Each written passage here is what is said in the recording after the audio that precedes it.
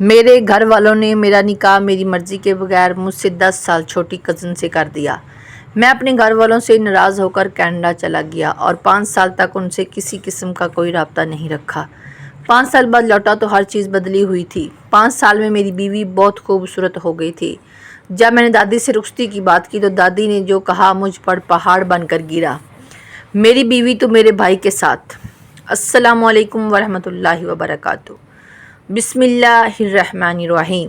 آج کی ویڈیو شروع کرنے سے پہلے آپ سے گزارش ہے کہ ہماری ویڈیو کو پورا دیکھیں، اس کو لائک، شیئر اور سبسکرائب ضرور کریں۔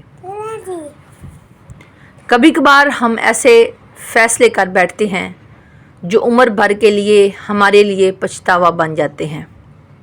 جن لمحوں کو، جس وقت کو ہم چھوڑ کر دور چلے جاتے ہیں، ہمیں ایسا لگتا ہے جیسے یہ وقت کبھی نہیں گزرے گا اور یہ یہیں پر ٹھہر جائے گا، اور جب ہمارا دل کرے گا ہم اسی وقت میں آ کر دوبارہ جینے لگ جائیں گے۔ لیکن یہ صرف ہماری سوچ ہوتی ہے، ہمارا وہم ہوتا ہے۔ وقت کسی کے لیے نہیں رکتا اور نہ کبھی وقت ہمیشہ ایک جیسا رہتا ہے۔ پورے 5 سال بعد میں نے پاکستان کی سرزمین پر اپنا قدم رکھا تھا۔ اپنے وطن کی خوشبو جیسے ہی میرے ناک کے نتنوں سے ٹکرائی تو مجھے اندر تک سکون اترتا ہوا محسوس ہوا تھا۔ 5 سال پہلے میں یہاں سے لڑ جھگڑ کے چلا گیا تھا۔ وجہ محض یہی تھی کہ میرا نکاح میری مرضی کے بغیر میری کزن سے کروا دیا گیا، جو محض اس وقت 15 برس کی تھی۔ میں سوچ چکا تھا کہ میں اسے طلاق دے دوں گا۔ میرا کوئی ارادہ نہیں تھا خدمت خلق کرنے کا۔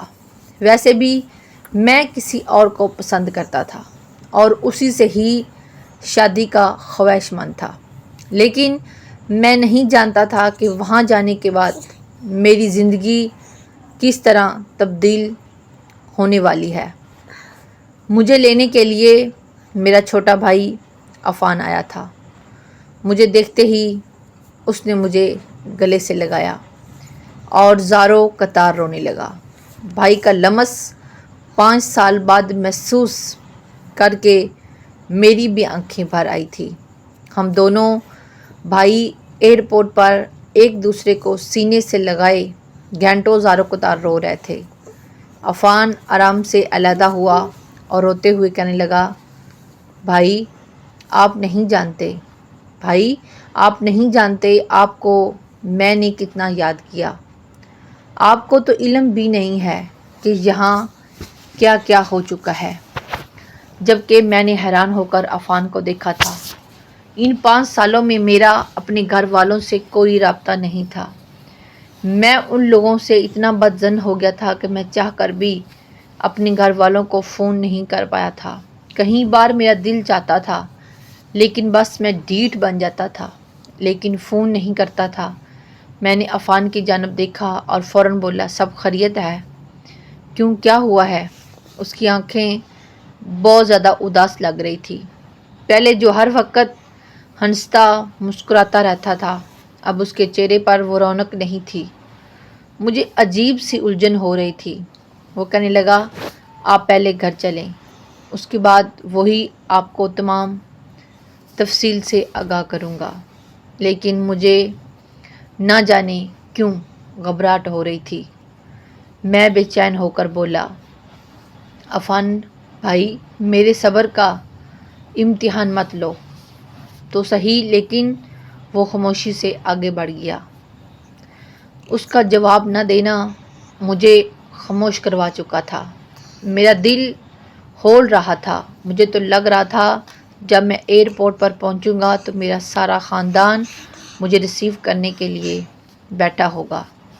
چاہے جتنی بھی رنجشیں ہوں ہمارے بیچ رہ چکی تھی، میرے آنے کی خبر ملنے پر وہ سب رنجشیں بھلا کر مجھے معاف کر کے سب مجھے لینے ایئرپورٹ تک آئیں گے۔ لیکن وہاں پر صرف اپنے بھائی عفان کو کھڑا دیکھ کر مجھے بہت مایوسی ہوئی تھی اور میرا دل کر رہا تھا کہ شاید اب تک میرے گھر والوں نے مجھے معاف نہیں کیا۔ میں جانتا تھا کہ میں نے پورے 5 سال سے ان لوگوں سے رابطہ نہیں رکھا، بہت بڑی غلطی کی تھی، اور مجھے سب سے زیادہ دکھ اپنی ماں کا ہو رہا تھا، کیونکہ میں نے اپنی ماں کے بہت زیادہ قریب تھا۔ میں نہیں جانتا تھا کہ میں نے یہ 5 سال اپنی ماں کے بغیر، یہ جدائی کے 5 سال میں نے کیسے گزارے ہوں گے۔ میری ماں نے میرے بغیر کیسے 5 سال کاٹے ہوں گے۔ میری ماں تو مجھے ایک پل نہیں دیکھتی تھی تو ان کو چین نہیں ملتا تھا۔ میں نے اپنی ماں کے ساتھ بہت ناانصافی کی تھی، لیکن میں نے یہی سوچا تھا کہ میں سیدھے جا کر اپنی ماں کے پیروں میں گر جاؤں گا اور ان سے معافی مانگوں گا اور ان سے گلے لگ کر اپنی ساری تھکان مٹا دوں گا، کیونکہ ان 5 سالوں میں میں اتنا تو جان گیا تھا کہ میں اپنے گھر والوں کے بغیر نہیں رہ سکتا، اور دل میں یہ بھی سوچ لیا تھا کہ میری جدائی کی وجہ سے ان لوگوں کو بھی اپنا فیصلہ بدلنا پڑے گا، کیونکہ وہ جانتے تھے کہ میں بھی اپنے ارادوں اور فیصلوں میں اٹل ہوں۔ اب میری 5 سال جدائی برداشت کر کے وہ ضرور یہ نکاح ختم کروا دیتے۔ سامنے ہی اس کی گاڑی کھڑی ہوئی تھی، ہم دونوں بھائی گاڑی میں سوار ہو کر اپنے گھر کی جانب بڑھ گئے تھے۔ ہمارے گھر میں میرے چچا کی فیملی اور ہماری فیملی رہتی تھی، اور ایک دادی تھی جو ہم سب کی پسندیدہ تھی۔ مجھے معلوم تھا کہ آج میں سب سے مل کر بہت خوشی محسوس کروں گا، اور میں یہ سوچ چکا تھا کہ میں تمام رنجشیں بھلا دوں گا، لیکن ان سب میں وہ بھی تھی جس کی شکل بھی مجھے گوارا نہیں تھی۔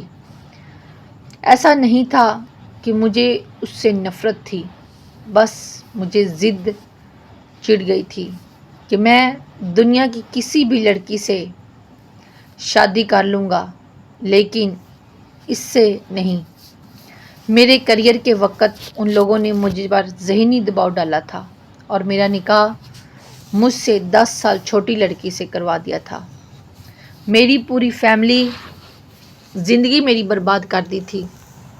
وہ تو بروقت میرا دماغ کم کر گیا تھا اور میں یہاں سے چلا گیا تھا، ورنہ میری اماں کا تو پورا ذہن بن گیا تھا کہ وہ میری اور میری اس چھوٹی سی کزن کی رخصتی ہر حال میں کروائیں گی۔ اس کا نام مہرین تھا اور ہم سب پیار سے اسے مانو کہتے تھے۔ بچپن سے لے کر اس کے بڑے ہونے تک میں نے اپنی گود میں اسے کھلایا تھا۔ مانو مانو کہہ کر میرا منہ نہیں تھکتا تھا اور اسی مانو کو میری بیوی بنا دیا گیا تھا۔ میں ایسے کیسے اس چیز کو بھول کر لیتا؟ جو لڑکی میری گود میں سوتی تھی آج وہ میری بیوی بن گئی۔ یہی سب چیزیں مجھے غصہ دلا چکی تھی۔ میں نے کبھی بھی مانو کو اس نگاہ سے دیکھا ہی نہیں تھا، اور یہ لوگ سمجھنے کی کوشش ہی نہیں کر رہے تھے۔ تھوڑی مسافت کے بعد ہم لوگ گھر پہنچ چکے تھے۔ وہاں پہنچتے ہی مجھے سارا نظام بدلا محسوس ہوا تھا۔ میری آنکھوں میں الجھن دار آئی تھی۔ یہاں کا سب نظام تبدیل ہو چکا تھا۔ اصل جھٹکا تو مجھے گھر جا کر لگا تھا۔ میں اپنی ماں سے ملنے کے لیے بے قرار تھا۔ آج 5 سال بعد میں اپنی ماں سے ملنے والا تھا۔ یہ خیال ہی مجھے رلانے کے لیے کافی تھا۔ میں نے اپنے ارد گرد اپنے گھر کا دروازہ دیکھا تو 5 سال پہلے کے تمام مناظر میری آنکھوں کے سامنے گردش کرنے لگے تھے۔ میں نے ایک گہری سانس ہوا کے سپرد کی اور گھر میں داخل ہوا۔ ایک وحشت زدہ سناٹے نے میرا استقبال کیا تھا، ورنہ عموماً ہمارا گھر چڑیا گھر بنا رہتا تھا، لیکن آج مکمل طور پر خاموشی تھی۔ میں نے عفان کی جانب دیکھا اور سنجیدگی سے بولا، عفان، سب کہاں ہیں؟ کوئی نظر کیوں نہیں آ رہا؟ میں یہ بول کر ماما کو پکار بیٹھا تھا۔ میں کبھی کچن میں جا رہا تھا تو کبھی ان کے کمرے میں تو کبھی برآمدے میں، لیکن میری ماں مجھے کہیں نظر نہیں آ رہی تھی۔ نہ ہی چاچو کی فیملی، نہ ہی بابا، سب کہاں تھے؟ میری سمجھ سے سب کچھ بالا تر تھا۔ میں نے عفان کی جانب دیکھا تو اس کی آنکھوں میں آنسو ہی آنسو تھے۔ بے ساختہ بولا، عفان سب کہاں ہے؟ عفان سب کہاں ہے؟ مجھے بتا تو صحیح کیا ہوا ہے؟ میری آواز گولو گیر ہو رہی تھی۔ مجھے کچھ سمجھ نہیں آ گیا تھا، لیکن میں دل ہی دل میں اپنے رب سے دعا کر رہا تھا جو میں سوچ رہا ہوں وہ حقیقت پر مبنی نہ ہو۔ عفان روتے ہوئے ایک بار پھر میرے سینے سے لگ گیا تھا، اور جو بات اس نے بتائی تھی وہ سن کر میں زلزلوں کی زد میں آ چکا تھا۔ میں لاؤنج میں ہی سر پکڑ کر بیٹھ گیا تھا۔ عفان کی باتیں میرا پورا جسم جھنجھوڑ چکی تھی۔ وہ کہنے لگا، آپ کے جانے کے تقریباً 1 مہینے بعد ہم سب پکنک منانے کے لیے سمندر گئے تھے۔ میں عفان کو بغور سن رہا تھا۔ وہ مزید کہنے لگا، میں بابا، ماما، چاچو، چاچی، چھوٹی، بس گھر میں داماد اور مانو تھے۔ دادو ان کی دوران طبیعت کچھ بہتر نہیں تھی، اس لیے مانو ان کے پاس ٹھہر گئی تھی۔ ہم جب واپس آنے لگے تو اتفاقی طور پر میرے کچھ دوست بھی وہاں مل گئے تھے۔ ہمارا وہی پروگرام بن گیا تھا کہ ہم مزید آگے جائیں گے۔ بابا، ماما، چاچو، چاچی اور چھوٹی یہ لوگ گھر کے لیے روانہ ہو گئے تھے۔ میں ابھی اپنے دوستوں کے ساتھ دوسرے پوائنٹ پر جا ہی رہا تھا کہ میرے نمبر پر کال آئی۔ وہ نمبر انجان تھا۔ پہلے تو بھائی میں نے اس کال کو نظر انداز کر دیا، لیکن مسلسل اسی نمبر پر کال سے کال آئی جا رہی تھی۔ میں نے کچھ سوچ کر کال بیک کی، اور پھر جو بات مجھے سننے کو ملی وہ میری روح جھنجھوڑ چکی تھی۔ بابا والوں کی کار کا ایکسیڈنٹ ہوا تھا۔ ٹرک نے اتنی بری طرح انہیں مارا تھا کہ پوری گاڑی چکنا چور ہو گئی تھی۔ اندر موجود تمام ہستیاں بھی اس گاڑی کی طرح ہی ختم ہو گئے تھے۔ پوری دنیا اجڑ گئی تھی۔ مجھے کچھ سمجھ نہیں آ رہا تھا کہ میں 5 لاشیں گھر کیسے لے کر جاؤں۔ مجھے دادو کی الگ فکر ستا رہی تھی۔ مانو کا بھی مجھے بار بار خیال آ رہا تھا۔ آپ سے رابطہ کرنے کی بہت کوشش کی، لیکن آپ کا نمبر بند تھا۔ میری خود کی حالت بہت خراب تھی۔ میں کیا کرتا کچھ سمجھ نہیں آیا۔ تھک ہار کر دوستوں کے ہمراہ تمام میت لے کر گھر آ گیا تھا۔ گھر آیا تو مانو کی چیخو پکار نے پورا گھر سر پر اٹھا لیا تھا۔ میں اسے سنبھال کر تھک گیا تھا، لیکن وہ کسی کے قابو میں نہیں آ رہی تھی۔ لیکن اس وقت دادو نے خود کو بہت مضبوط کیا تھا۔ حالانکہ ان کی طبیعت بہت خراب تھی، لیکن اس کے باوجود انہوں نے مانو اور مجھے سنبھالا تھا، اور تمام کام بہت ہی سلیقے سے ادا کیے تھے۔ ملے والوں نے ہمارا بہت ساتھ دیا تھا۔ بھائی، اس وقت آپ مجھے شدت سے یاد آ رہے تھے، لیکن آپ سے کوئی رابطہ ہی نہیں تھا۔ میں یہ باتیں سن کر بالکل چپ ہو گیا تھا۔ ایسا محسوس ہو رہا تھا جیسے جسم سے جان نکل گئی ہو۔ میں اپنے ماں باپ، چچا چچی، چھوٹی کو کھو چکا تھا۔ یہ خیال ہی میرے لیے سوہان روح تھا۔ مجھے سانس لینے میں دشواری محسوس ہو رہی تھی۔ میں مسلسل اپنا سینہ مسل رہا تھا۔ آنکھوں میں آنسو تواتر بہہ رہے تھے۔ میں نے پورا گھر دیکھ لیا تھا سوائے دادو کے کمرے کے۔ ابھی تو مجھے ان کا سامنا بھی کرنا تھا۔ نہ جانے وہ میرے ساتھ کس طرح کا برتاؤ کرتی۔ یہ سوچ آتے ہی مجھے اپنا سر گھومتا ہوا محسوس ہوا تھا۔ میری عمر 30 برس تھی، لیکن اس وقت میرا دل چاہ رہا تھا کہ میں زمین پر بیٹھ کر پھوٹ پھوٹ کر رو دوں۔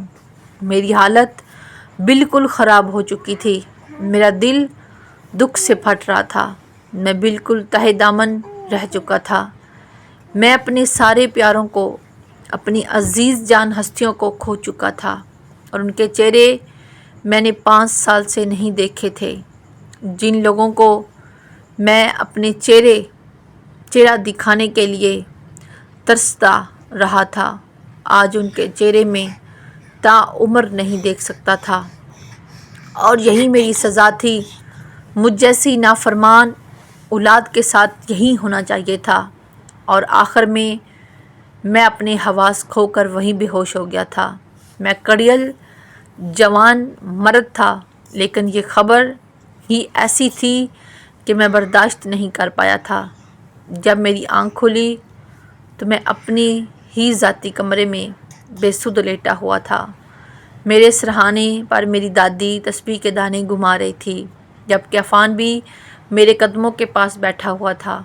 میری آنکھ کھلی تو دادی کا پرنور چہرہ میری آنکھوں کے سامنے آیا اور میری آنکھوں سے ٹپ ٹپ آنسو بہنے لگے۔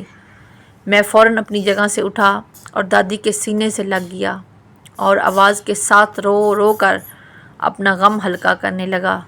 میری سسکیاں پوری گھر میں گونج رہی تھی، جبکہ میری دادو مسلسل میرے کاندھے کو تھپتھپا کر ایک ہی بات کی گردان کر رہی تھی، سائم حوصلہ کرو۔ اس طرح سے ٹوٹے تو باقی سب کو کیسے سنبھالو گے؟ میں مانتی ہوں تمہارے ساتھ غلط ہوا تھا، تمہارا فیصلہ بالکل درست تھا۔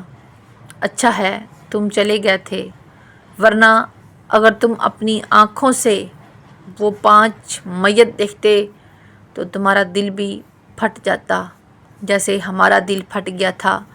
میرے بیٹے حوصلہ کرو۔ لیکن مجھے حوصلہ ہی ہو نہیں رہی تھا۔ ایسا لگ رہا تھا کہ میں ابھی ختم ہو جاؤں گا۔ کافی دیر تک میں دادو سے باتیں کرتا رہا۔ میری زبان پر ایک ہی بات تھی، یہ کیسے ہو سکتا ہے؟ ہمارے گھر والے ہمیں ایسے کیسے چھوڑ کر جا سکتے ہیں؟ لیکن دادو کے پاس بس ایک ہی جواب تھا، اللہ کی رضا سمجھ کر اس چیز کو قبول کرو، یقیناً اس میں بھی کوئی نہ کوئی مصلحت ضرور ہوگی۔ جبکہ میں اپنی دادی کی یہ بات سن کر حیران رہ گیا تھا کہ بھلا اگر اپنے چلے جاتے ہیں تو اس میں مصلحت کیسی ہو سکتی ہے؟ میرا دل بالکل مردہ ہو گیا تھا، نہ کچھ اچھا لگ رہا تھا نہ کچھ برا، بس میں خاموش بت کی مانند بیٹھا رہا تھا۔ کافی دیر تک دادو اور عفان مجھ سے باتیں کرتے رہے تھے۔ لاشعوری طور پر میں نے مانو کا انتظار کیا تھا، لیکن وہ نہیں آئی تھی۔ وقت گزر گیا تھا، لیکن زخم ابھی بھی ہرے تھے۔ اگلی صبح جب میں کمرے سے باہر آیا تو سامنے ہی ایک بہت خوبصورت دوشیزہ ناشتے کی میز سجا رہی تھی۔ میں نے غور سے نقوش دیکھے تو وہ کوئی اور نہیں بلکہ ہماری مہرین یعنی میری مانو تھی۔ جوان ہو گئی تھی، دودھ سے بھی زیادہ سفید رنگ، جس میں گلابی پن شامل تھا۔ کمر سے بھی نیچے آتے بال ہلکے گلابی رنگ کے لباس میں وہ کھلتا ہوا کوئی پھول لگ رہی تھی۔ میں اس کی شخصیت کو دیکھ ایک پل کے لیے بالکل مبہوت رہ گیا تھا۔ مجھے تو یقین ہی نہیں آ رہا تھا کہ یہ میری وہی کزن ہے جو ہر وقت میرے پیچھے پیچھے گھومتی رہتی تھی۔ کبھی بھائی ٹافی لا دیں تو کبھی بھائی پیزا کھلا دیں، کہیں گھمانے لے چلیں، اور آج وہ اتنی حسین ہو گئی تھی، میں نے کبھی خواب میں بھی نہیں سوچا تھا۔ میرا دل بے ساختہ دھڑکنے لگا تھا۔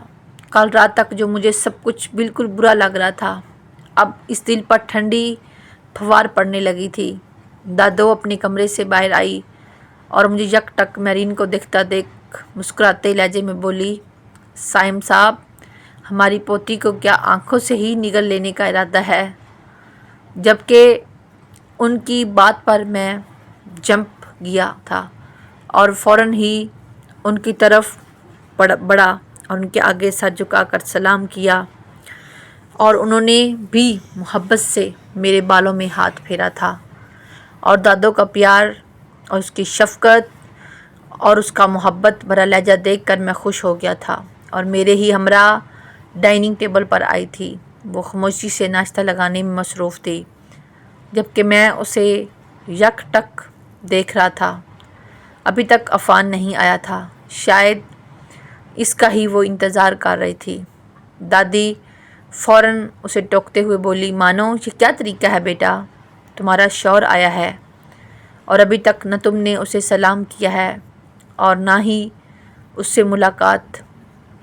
تمہیں معلوم ہے کل رات سے آیا ہوا ہے یہ، اور کل اس کی طبیعت بھی خراب ہو گئی تھی، کچھ ہوش نہیں ہے اس بیوقوف لڑکی کو۔ دادی فوراً ہی غصہ کرتے ہوئے بولی تو مہرین نے ایک نگاہ مجھ پر ڈالی تھی اور دادوں کی جانب دیکھتے ہوئے بولی میں اجنبی لوگوں سے بات کرنا پسند نہیں کرتی، شاید آپ میری اس عادت کو بھول چکی ہیں، اس لیے دوبارہ یاد کروا رہی ہوں۔ وہ یہ بھول کر کچن میں چلی گئی تھی، جبکہ اس کا اتنا سر درد یہ دیکھ کر میں حیران رہ گیا تھا۔ یہ ہماری مانو تھی جو کبھی بھی کسی سے اونچی آواز میں بات نہیں کرتی تھی۔ اس کا کہنا تھا کہ اپنا لہجہ ہمیشہ ہموار رکھو، غصہ کتنا ہی کیوں نہ ہو، کبھی بھی تلخی اپنے لہجے میں مت لاؤ، نہ جانے تمہاری بات سامنے والے کو کس طرح چبھے، تمہیں کچھ علم نہیں ہے، اور اگر تکلیف سے اس کی آنکھوں میں آنسو آ گئے تو تمہاری تمام عمر کی ریاضتیں بیکار چلی جائیں گی اور اللہ تعالیٰ آخرت میں تمہیں جنت سے محروم کر دیں گے۔ اور آج اس کا ہی اتنا تلخ لہجہ سن کر میری روح تک کانپ گئی تھی، جبکہ دادو میری جانب دیکھتے ہوئے بولی ارے بیٹا یہ ایسی ہی ہے، جب سے تمہارے امی ابو اور اس کے امی ابو کا انتقال ہوا ہے وہ اس طرح ہی ہو گئی ہے، سوائے عفان کے یہ کسی سے بات نہیں کرتی، مجھ سے بھی بہت کم مخاطب ہوتی ہے، بس میری دوائیوں کا خیال رکھ لیا، کھانا بنا لیا، صفائی کر دی، اس کے علاوہ وہ مجھ سے کوئی بھی بات نہیں کرتی، جبکہ نہ جانے کیوں میرے دل میں یہ بات چبھ سی گئی تھی، لیکن میں نے خاموش رہنے میں ہی عافیت جانی تھی۔ عفان کے آنے کے بعد ہی مانو کچن سے باہر آئی تھی اور اس کے برابر میں جا کر بیٹھ گئی تھی۔ مجھے معلوم تھا دادی وقتاً فوقتاً اسے ہی گھور رہی تھی، لیکن وہ سب سے بے نیاز بنی اپنا ناشتہ کرنے میں مگن تھی۔ ناشتے کے دوران وہ ایک دو بار عفان سے بھی بات کر لیتی تھی، اس کے علاوہ تو وہ کسی کو منہ تک نہیں لگا رہی تھی، منہ تک لگانا بہت ضروری نہیں سمجھ رہی تھی۔ ناشتہ ہو جانے کے بعد عفان نے میری جانب دیکھا اور کہنے لگا بھائی چلیں آپ کو علاقہ گھما کر لاتا ہوں، آپ تو حیران رہ جائیں گے، اتنی تبدیلیاں ہو چکی ہیں۔ میں بھی اپنی جگہ سے کھڑا ہوا تھا، گھر میں موجود رہ کر مجھے سوائے دکھ کے اور کچھ نہیں ہو رہا تھا، ایسا محسوس ہوتا تھا جیسے ابھی کچن سے میری ماما نکل کر آئیں گی اور غصہ کریں گی کہ تم نے ابھی تک صرف ایک ہی پروٹھا کھایا ہے، تمہیں معلوم ہے نا کہ میں اپنے بچے کو 2 کھلاتی ہوں، چلو یہ دودھ کا گلاس پیو۔ میری آنکھوں سے ایک بار پھر آنسو ٹپک پڑے تھے، مجھے میری ماں کی شدت سے یاد آ رہی تھی، بابا بھی یاد آ رہے تھے، لیکن جو بات امی کی تھی وہ کسی کی نہیں تھی، اور ویسے بھی عموماً بیٹوں کو اپنی مائیں بہت عزیز ہوتی ہیں، اور ایسے ہی حال ماؤں کا بھی ہوتا ہے۔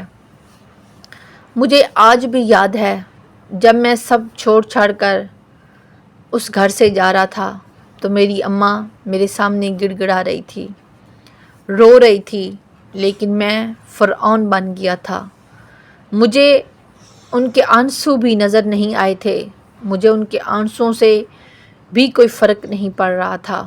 انہوں نے آخر میں تھک ہار کر میرے آگے ہاتھ جوڑ دیے تھے، خدا کے لیے مجھے اس طرح تنہا چھوڑ کر مت جاؤ، تم نہیں چاہتے اس سے نکاح تو میں کچھ بھی کر کے وہ ختم کروا دوں گی، بس تم رک جاؤ میری جان، تم رک جاؤ، میں تمہارے بغیر نہیں رہ سکتی۔ لیکن میں سفاکیت کی انتہا پر تھا اور اپنی ماں کو اس طرح ہی تنہا چھوڑ کر چلا گیا تھا۔ وہاں جانے کے بعد بھی مجھے سکون نہیں ملا تھا، اور شاید وجہ یہی تھی کہ یہاں میرے ماں باپ مجھے چھوڑ کر اس دنیا سے ہی چلے گئے تھے۔ عفان کی آواز سے میں یکدم ہی ہوش کی دنیا میں لوٹا تھا، اور دادی سے اجازت لے کر ہم دونوں بھائی گھر سے باہر آ گئے تھے۔ باہر آنے کے بعد تو میں حیران رہ گیا تھا، ہر طرف ہی تبدیلیاں آ گئی تھی۔ پہلے جو ریڑھی لگا کرتی تھی اب ان کی جگہ دکانیں بن گئی تھی۔ اس کے علاوہ بھی بہت ترقی ہو چکی تھی۔ پاکستان کے حالات لیکن ابھی بھی بہت خراب تھے۔ میں خاموشی سے عفان کے ساتھ چلتا جا رہا تھا۔ تھوڑی دیر گلیوں کا گشت کرنے کے بعد وہ مجھے قبرستان کی جانب لے کر چلا گیا تھا۔ 5 سال سے جن کی میں انتظار میں تھا، آج ان سے ملاقات کرنے کے لیے میں اپنے ماں باپ سے ملاقات کے لیے ترس رہا تھا، اور مجھے معلوم ہی نہیں تھا کہ میری ملاقات میرے ماں باپ سے گھر میں نہیں بلکہ قبرستان میں ہوگی۔ وہاں داخل ہوتے ہی ایسا محسوس ہوتا تھا جیسے میرا دل کسی نے مٹھی میں بینچ لیا ہو۔ ایسا لگتا تھا کہ ابھی میری سانس رک جائے گی اور میرا بھائی عفان مجھے بھی یہاں دفنا کر چلا جائے گا۔ لیکن کہتے ہیں نہ جو ہم سوچتے ہیں وہ کبھی حقیقت نہیں ہوتی، اور ایسا ہی یہاں بھی تھا۔ عفان مجھے امی اور بابا کی قبر پر لے کر گیا تھا، اور وہاں سر رکھ کر میں زاروں قطار رو دیا تھا۔ مجھے بہت تکلیف ہو رہی تھی۔ میرا بس نہیں چل رہا تھا کہ قبر کھود کر میں اپنے ماں باپ اور اپنی چاچو چاچی اور چھوٹی کو بہن نکال لوں، لیکن یہ سب میرے بس میں نہیں تھا۔ کافی دیر دل ہلکا کرنے کے بعد میں نے فاتحہ پڑھی تھی اور عفان کے ساتھ گھر آ گیا تھا۔ سامنے ہی لانج میں مانو پریشانی کے عالم میں ٹہل رہی تھی۔ ہم دونوں کو آتا دیکھ وہ بھاگ کر عفان کے پاس آئی تھی اور غصے سے پھنکارتی ہوئی بولی، یہ کیا طریقہ ہے عفان؟ اگر تم بہہ جا رہے تھے تو کم از کم مجھے اطلاع تو کر دیتے۔ تمہیں معلوم ہے میں کب سے ہلکان ہو رہی تھی تم لوگوں کے انتظار میں، اور تم لوگوں نے مجھے بتایا تک نہیں۔ یار حد ہو گئی ہے تماشے کی۔ وہ پاؤں پٹک پٹک کر کمرے میں چلی گئی تھی۔ یہ اس کی بچپن کی عادت تھی۔ جب اسے غصہ آتا تھا تو وہ ایسے ہی پاؤں پٹکتی تھی اور پٹکتی پٹکتی کمرے میں چلی جاتی تھی۔ میرے چہرے پر ایک دھیمی سی مسکراہٹ آئی تھی۔ عفان مجھے دیکھتے ہوئے کہنے لگا، اگر آپ اس سے ملاقات کرنا چاہتے ہیں تو اس کے کمرے میں چلے جائیں، وہ آپ سے بہت خفا ہے۔ وہ کہتی ہے اگر آپ نہ جاتے تو کبھی ایسا نہ ہوتا، شاید ہم اس کے ماں باپ اس دنیا میں حیات ہوتے۔ میں بالکل خاموش ہو گیا تھا۔ میں خاموشی سے اس کے کمرے کی جانب اپنے قدم بڑھا چکا تھا، لیکن میرے دل کی دھڑکنیں بہت منتشر ہو رہی تھی۔ میں مانو سے پیار نہیں کرتا تھا، نہ ہی مجھے اس سے محبت تھی اور نہ ہی عشق۔ مجھے بس اس سے ایک دلی وابستگی تھی۔ بچپن سے لے کر بڑے ہونے تک وہ میرے پاس ہی رہی تھی۔ اب اور اس کا اتنا تبدیل ہو جانا مجھے بے انتہا تکلیف پہنچا رہا تھا۔ میں کینیڈا میں ہی یہ فیصلہ لے چکا تھا کہ یہاں آتے ہی میں مانو کو طلاق دے دوں گا تاکہ وہ بھی اپنی زندگی میں آگے بڑھ جائے، کوئی ایک اچھا ہمسفر ڈھونڈ کر شادی کر لے۔ لیکن جب میں کینیڈا سے واپس پاکستان آیا، میں نے اسے دیکھا تھا، مجھے اپنے دل کی دنیا بہت بدلی محسوس ہو رہی تھی۔ مجھے تو حیرت اس بات پر تھی کہ بھلا میرا دل کیسے مجھے دغا دے سکتا ہے۔ میری بیوی بلا کی حسین تھی، میں اسے چاہ کر بھی چھوڑ نہیں سکتا تھا، اور اس کا انداز، اس کا لہجہ سب ہی فدا ہو جانے والا تھا۔ میں نے اس کے دروازے پر پہنچ کر ایک گہری سانس ہوا کے سپرد کی اور کمرے پر ہلکی دستک دی۔ کمرے کا دروازہ فوراً ہی کھول دیا گیا تھا اور وہ ایک بار پھر تنک کر بولی، عفان تمہیں سمجھ کیوں نہیں آتا؟ اور بولتے بولتے یکدم ہی رک گئی۔ اسے لگا تھا کہ میں نہیں بلکہ عفان آیا ہوگا، لیکن مجھے اپنے سامنے کھڑا دیکھ وہ بالکل خاموش ہو گئی تھی۔ میں اس کی طرف تکتے ہوئے بولا، مانو تھوڑی دیر بات ہو سکتی ہے؟ جبکہ وہ فوراً بولی نہیں، میرے پاس وقت نہیں ہے، آپ جاؤ دادو اور اپنے عفان سے بات کرو، میں کوئی نہیں لگتی آپ کی جس سے آپ بات کرو۔ اس پل مجھے ایسا لگا تھا جیسے وہ مجھ سے بہت خفا ہو اور بچپن کی طرح کہنا چاہتی ہو کہ مجھے سینے سے لگا کر منا لو، میرے ہر درد اسرار دکھ کو سمیٹ لو۔ کچھ سوچ کر میں نے فوراً ہی آگے قدم بڑھائے تھے اور اسے اپنے سینے میں بینچ لیا تھا، جبکہ مجھ سے دور جانے کے ہر حربے آزما رہی تھی۔ وہ مجھے دھکیل دینا چاہتی تھی، لیکن میری پکڑ نے اسے بہت مضبوطی سے پکڑ لیا تھا، اس قدر مضبوط تھی کہ وہ چاہ کر بھی اپنا وجود مجھ سے چھڑا نہیں پائی تھی، اور آخر میں تھک ہار کر میری ہی باہوں کے آثار میں ٹوٹ کر بکھری تھی۔ وہ روتے روتے کہنے لگی، سائم، میرے والدین اور آپ کے والدین ہمیں اکیلا چھوڑ کر چلے گئے، بھری دنیا میں تنہا چھوڑ کر چلے گئے۔ کاش میں بھی اس دن ان کے ساتھ جاتی، وہیں پر مر جاتی، اتنا بڑا دکھ تو یہ نہیں جھیلنا پڑتا۔ مرنے والوں پر تو انسان پھر بھی صبر کر لیتا ہے، لیکن جو زندہ ہو آپ پر کیسے صبر کیا جائے؟ اس دکھ کے لمحات میں آپ ہمارے ساتھ نہیں تھے، نہ آپ نے ہم سے کوئی رابطہ رکھنے کی کوشش کی، نہ اپنا کوئی اتا پتہ دیا جس کی وجہ سے ہم آپ سے رابطہ کر سکتے۔ بھلا عفان کوئی ایسا کیسے کر سکتا ہے اپنوں کے ساتھ، تاکہ آپ اپنے والدین کو کندھا تو دے سکتے؟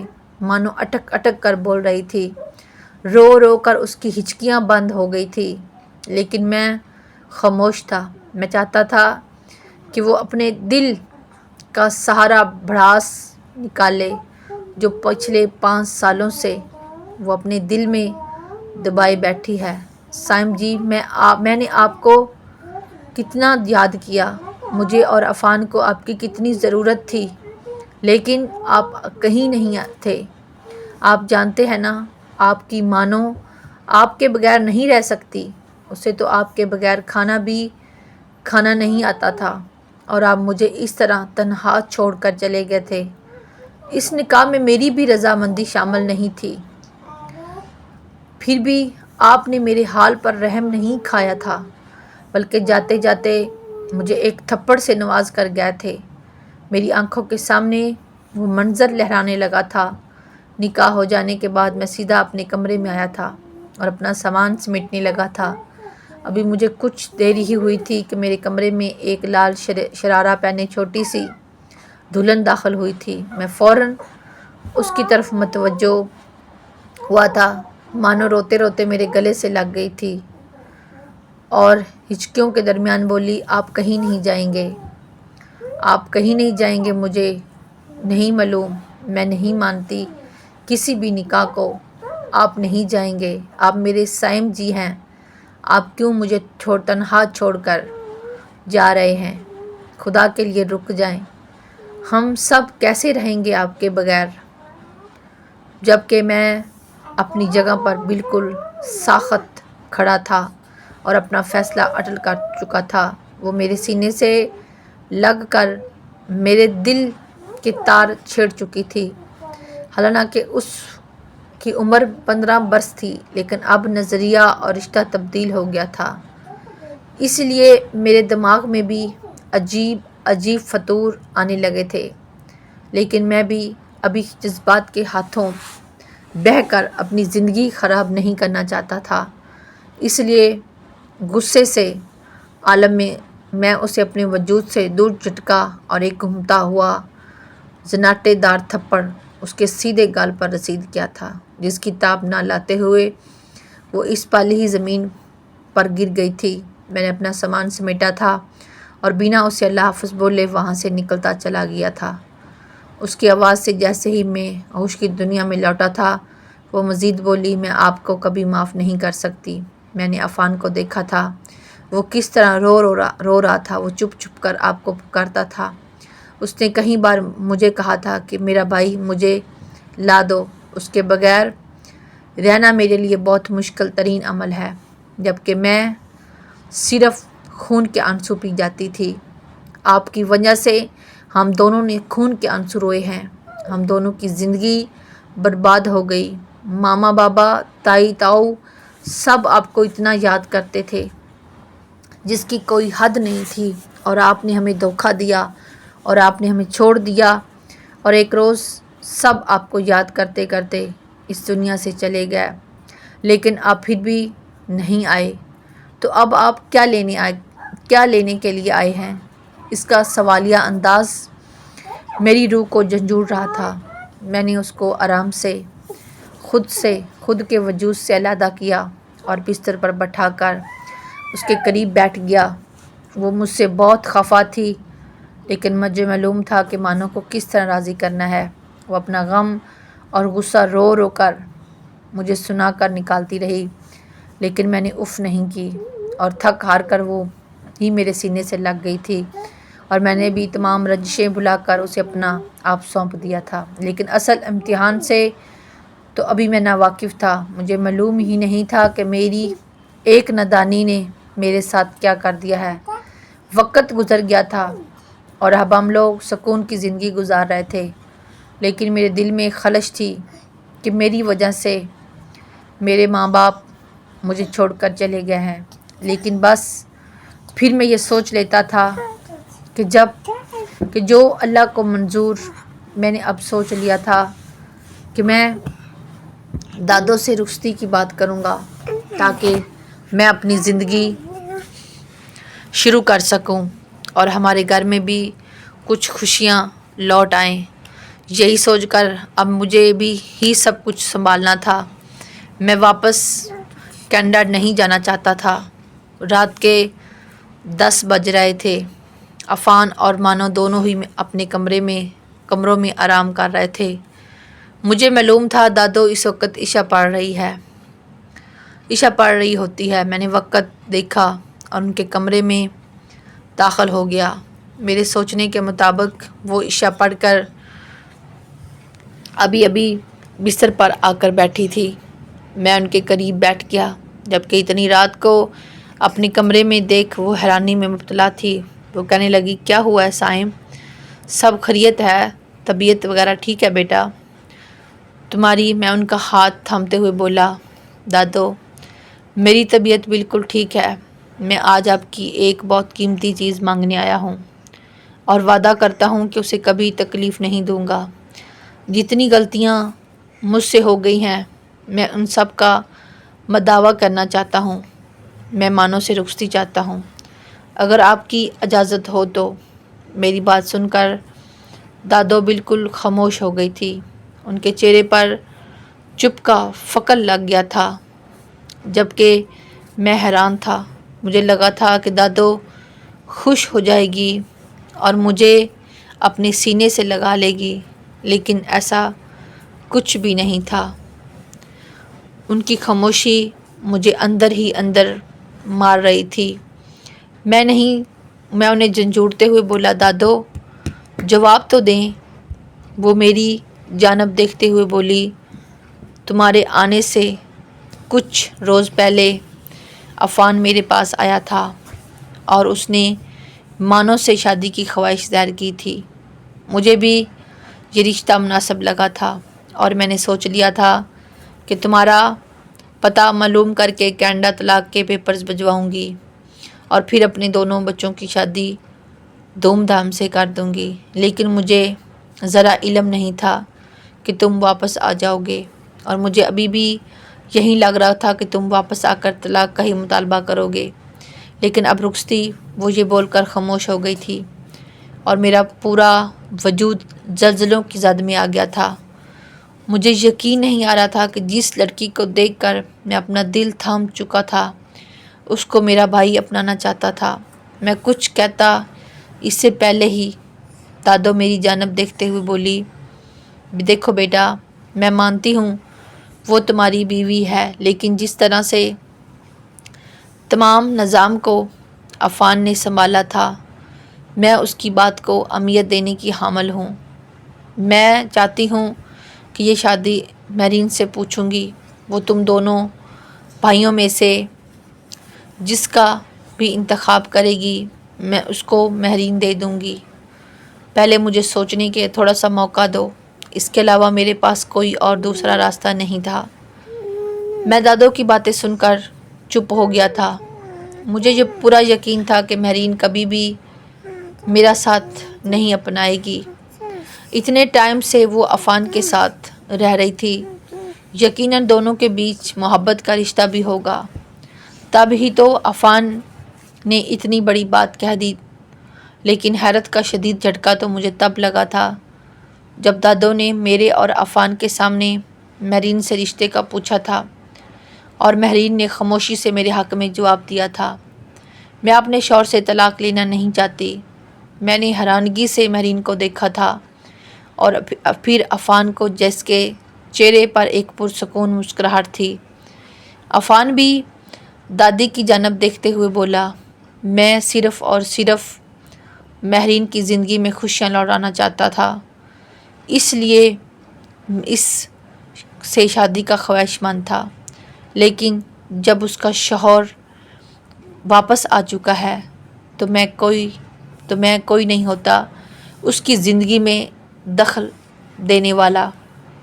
بھابھی کی نظر سے دیکھا ہے، یہ تجھ سے بھائی نے کوئی رابطہ نہیں کیا، اور جب ہم تینوں بالکل تنہا رہ گئے تھے، میں نے یہی سوچا کہ میں مانو کو اکیلا نہیں چھوڑوں گا، لیکن میرا دل اس بات کے لیے بالکل بھی تیار نہیں تھا، مان بھی نہیں رہا تھا۔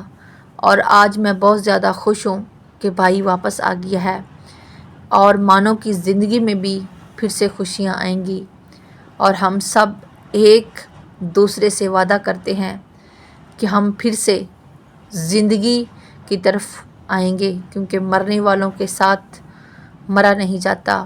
میں تو اپنی دوست کی بہن رائلہ کو پسند کرتا ہوں اور اس سے شادی کرنا چاہتا تھا، لیکن حالات اور صدموں نے اس قدر مجبور کر دیا کہ مجھے اپنا فیصلہ بدلنا پڑا۔ اور دادی، میں چاہتا ہوں کہ بھائی کے ساتھ ساتھ میری بھی شادی کر دی جائے، تاکہ یہ گھر پھر ہرا بھرا لگے، ہر طرف زندگی اور کہکے گونجیں۔ مجھے وحشتوں سے خوف آنے لگا ہے۔ جبکہ دادی نے پھر بھی سکون کا سانس خارج کیا تھا، اور مجھے تو ایسا محسوس ہوا تھا کہ جیسے میرے سر سے ایک بہت بڑا بوجھ اتر گیا ہوگا۔ میں نے خوشی سے عفان کو سینے سے لگا لیا تھا، جبکہ دادو نے مہینے کے آخری جمعے کو میری اور مہرین کی رخصتی کروا دی تھی، اور ساتھ ساتھ عفان اور اس کی پسند کی شادی راحیلہ کا نکاح بھی کر دیا تھا۔ جو وقت گزر چکا تھا میں اسے واپس تو نہیں لا سکتا تھا، لیکن اب میری زندگی کا مقصد عفان، دادی اور مانو کو خوش رکھنا تھا، کیونکہ ان لوگوں نے میری غیر موجودگی میں بہت بڑا دکھ جھیلا تھا۔ لیکن جو غلطی میں نے کی ہے، میں آپ سب سے ہی التجا کرتا ہوں کہ ایسی غلطی آپ کبھی مت کرنا۔ اپنے والدین سے کبھی بھی ناراض ہو کر قطع تعلق نہ کرنا، کیونکہ والدین ہمیشہ زندہ نہیں رہتے۔